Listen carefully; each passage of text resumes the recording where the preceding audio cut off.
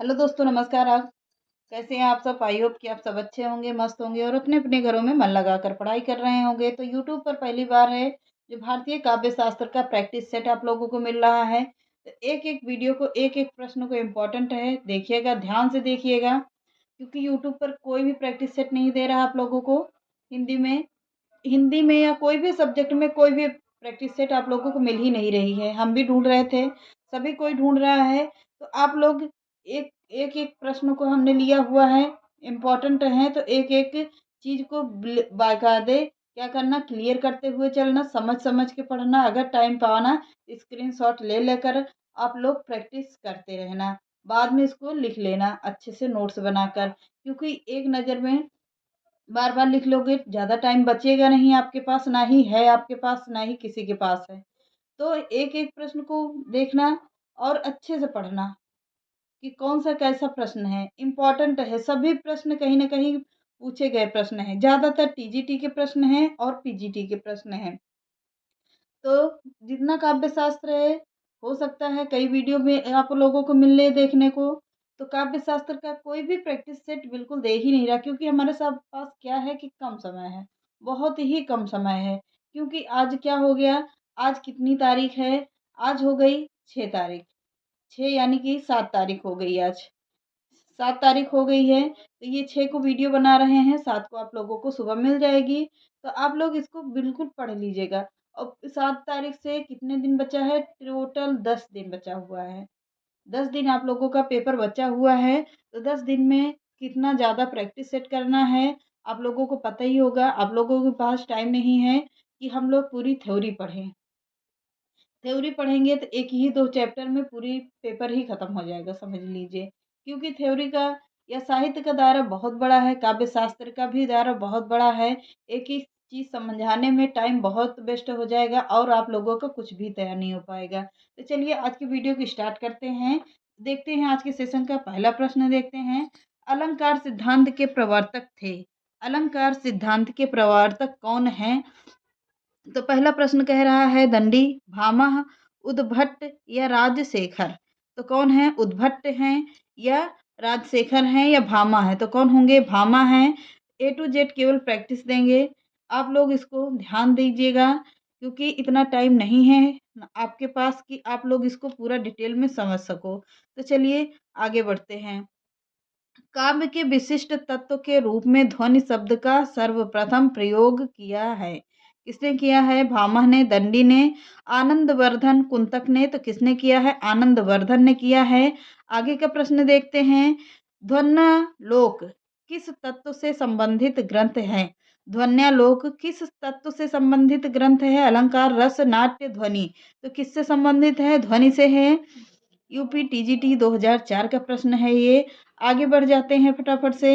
अब आगे देखते हैं, बिल्कुल सही सुमेलित कीजिए, इसमें का प्रश्न है।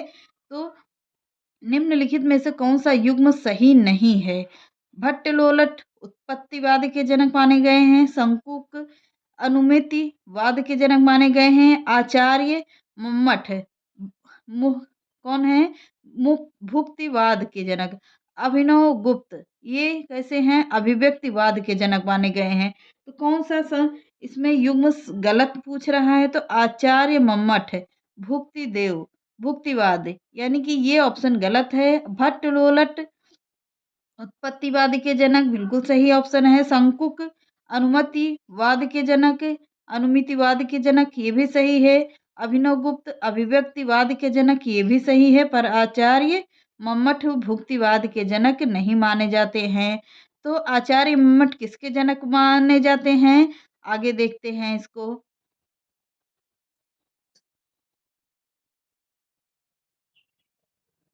अगला प्रश्न देखिए। सुंदर सुंदर है बिगह सुमन, सुंदर मानो तुम सबसे सुंदरतम में कौन सा काव्य दोष पूछ रहा है? कि काव्य दोष इसमें कौन सा है? अधिक पदत्व, अप्रतीत्व, दुष्क्रमत्व या क्लिष्टत्व। क्या पूछ रहा है? काव्य दोष क्या है इसमें? अधिक पदत्व, यानी कि अधिक पद हैं इसमें, इसमें का यही काव्य दोष है। अगला देखते हैं। नाट्य शास्त्र के प्रणेता हैं भट्टलोलट, भरत मुनि, भट्ट नायक या अभिनव गुप्त कौन है? तो भरत मुनि हैं। नाट्य शास्त्र के जनक कौन माने जाते हैं? भरत मुनि माने जाते हैं, सभी को पता होगा। आगे देखते हैं, इम्पोर्टेंट सभी प्रश्न हैं तो बिल्कुल ध्यान दीजिएगा। विभावानुभाव, भाव व्यभिचारी रस, व्यभिचारी रस योगा दृस निष्पत्ति ही, निष्पत्ति को प्रतिपादित किया है, किसने किया है यह पूछ रहा है। भावा विभाव, भाव व्यभिचारी संयोग दृस निष्पत्ति ही को प्रतिपादित किया है किसने? दंडी ने, भरत मुनि ने, वामन ने, अभिनव गुप्त ने। किसने किया है? तो भरत मुनि ने किया है। बी ऑप्शन बिल्कुल सही है। आगे बढ़ जाते हैं।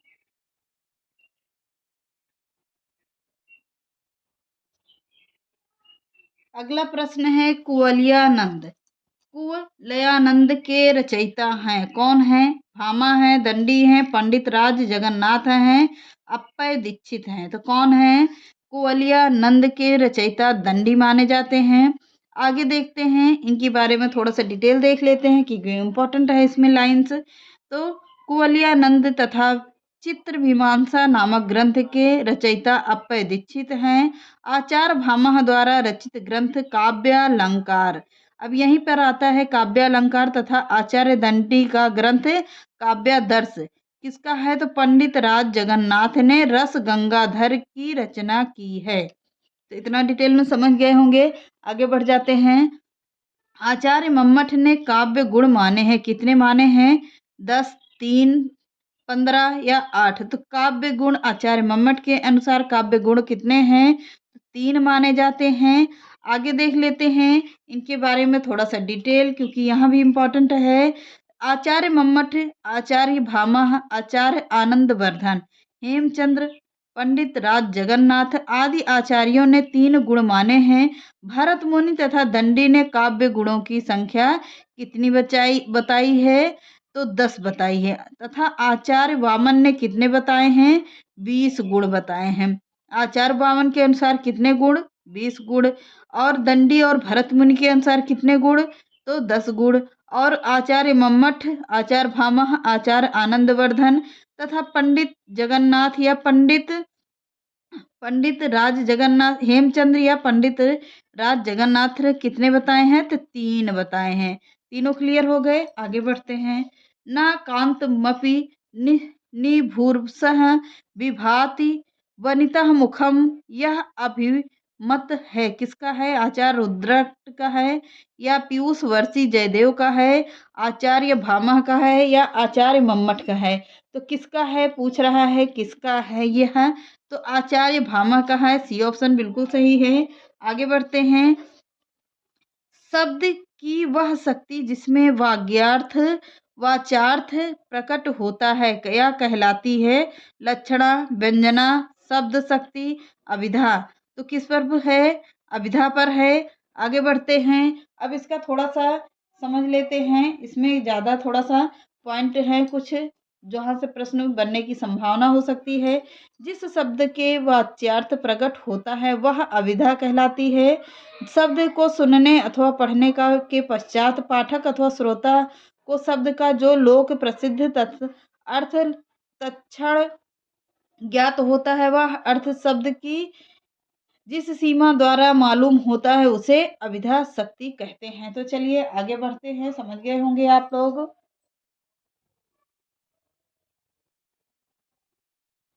सही युग्म सुनिश्चित कीजिए, यानी कि सही ऑप्शन पूछ रहा है। वैदेही, वैदर्भी माधुर्य है, गौड़ी माधुर्य है, पांचाली ओज है या गौड़ी प्रसाद है? तो क्या है? वैदर्भी माधुर्य है, पहला ही ऑप्शन सही है।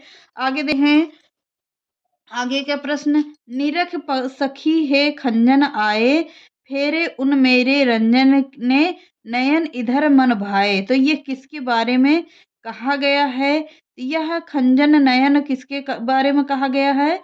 सूर्यदास जी के बारे में कहा था। पर है किसका? माधुर्य गुण। सूर्यदास किससे ज़्यादा रिलेटिव थे, यानी उन्हें क्या पसंद था?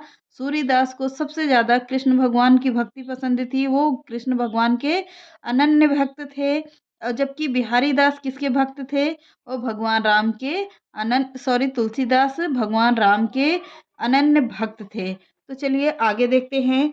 सूर्यदास की मनोका मतलब उनकी लैंग्वेज कैसी थी? माधुर्य भाव की वो क्या करते थे? भक्ति करते थे। कैसे? माधुर्य गुण की भक्ति करते थे। आगे बढ़ते हैं।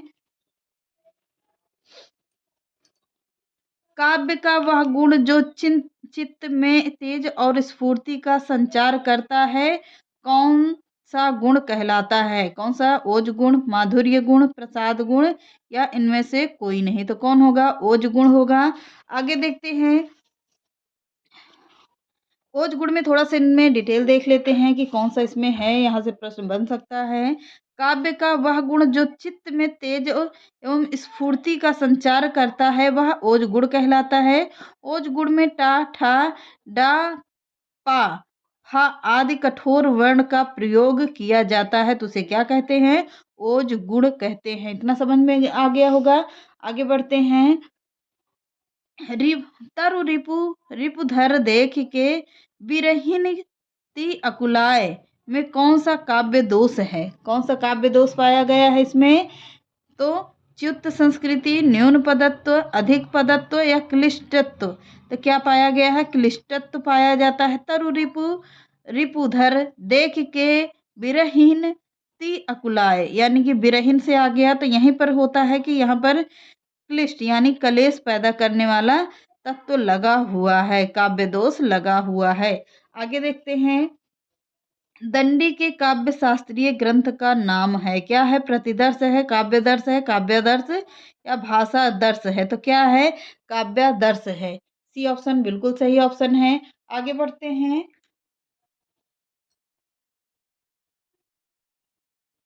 आगे देखिए। शब्दार्थों सहितो काव्यम परिभाषा किनके द्वारा लिखी गई है?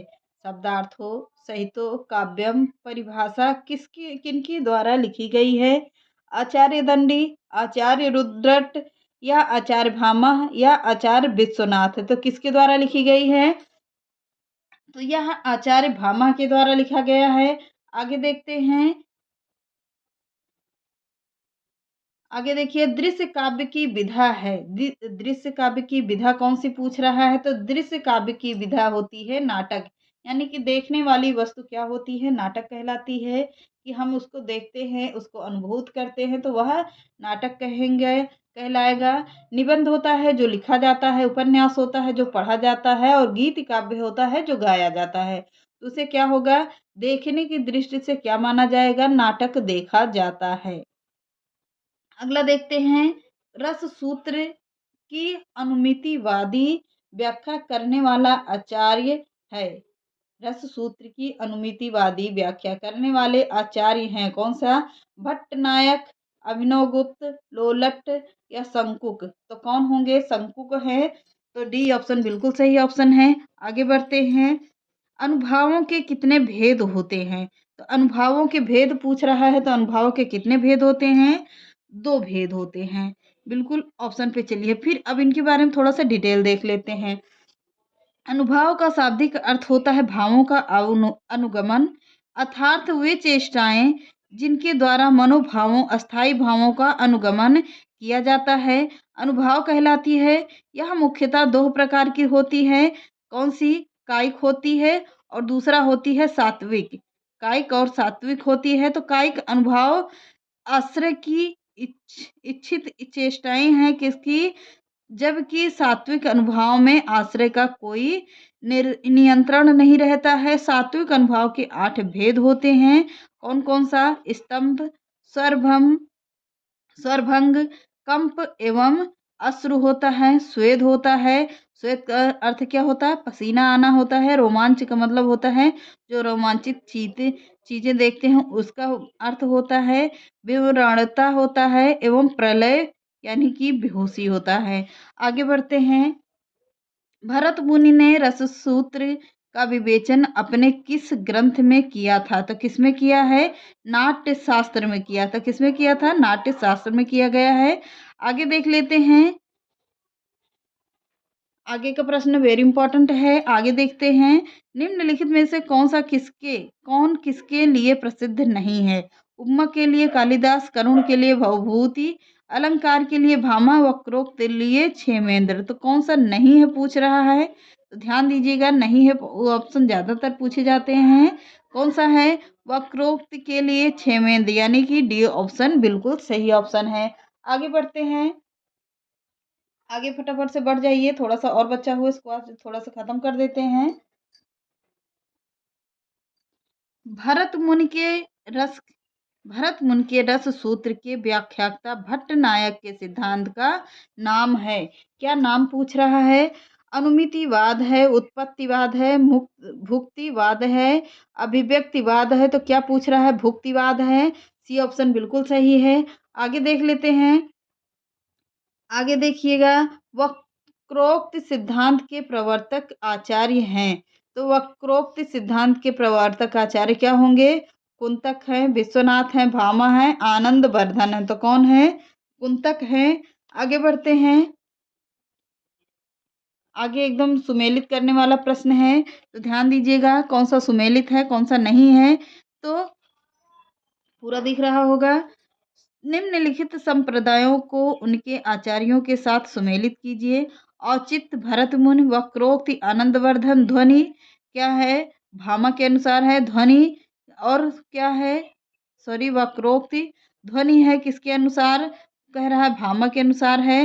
रस है क्षेमेंद्र के साथ, और कुंतक को ऐसे ही दिया गया है। तो कौन सा नहीं है पूछ रहा है, तो पहले का होगा क्या, बिल्कुल ध्यान से देखिएगा इसको, प्रश्न को, इम्पॉर्टेंट है। तो डी ऑप्शन का कौन सा होगा, तो डी ऑप्शन का क्या माना जाता है, रस को क्षेमेंद्र के द्वारा माना जाता है। और वी ऑप्शन का क्या हो रहा है, वी का हो रहा है, वी ऑप्शन का हो रहा है कुंतक हो रहा है। फिर उसके बाद सी का क्या हो रहा है, सी का हो रहा है थर्ड, यानी कि आनंदवर्धन माना जा रहा है। फिर उसके बाद क्या हो रहा है, औचित्य का माना जा रहा है किससे, औचित्य का माना जा रहा है भरत मुनि से। तो ये हो गए आपके प्रश्न, टॉप 25 प्रश्न, यानी कि टॉप 25 प्रश्न हो गए, जो आपकी परीक्षा की दृष्टि से वेरी इंपॉर्टेंट है। तो ध्यान दीजिएगा, अच्छे से पढ़िएगा, मन लगाकर पूरा प्रैक्टिस करना। मिलते हैं नेक्स्ट क्लास में। तो चैनल पसंद आए तो लाइक, सब्सक्राइब एंड शेयर कर दीजिएगा। नमस्कार।